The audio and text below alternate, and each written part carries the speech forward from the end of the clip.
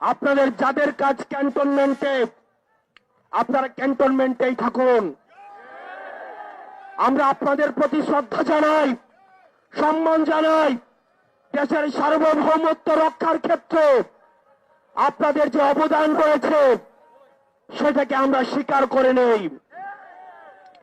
কিন্তু আমরা বলতে চাই, রাজনৈতিক পরিমণ্ডলে আপনারা ক্যান্টনমেন্ট থেকে গত 16টা বছর যেভাবে নগ্ন হস্তক্ষেপ করেছেন, যেভাবে ক্যান্টনমেন্টের বিভিন্ন দপ্তর উপদপ্তরের মধ্য দিয়ে আপনারা রাজনীতিতে যেভাবে নোংর হস্তক্ষেপ করেছেন, 24 পরবর্তী বাংলাদেশে রাজনীতি নিয়ন্ত্রণ করবে শুধুমাত্র রাজনীতিবিদরা।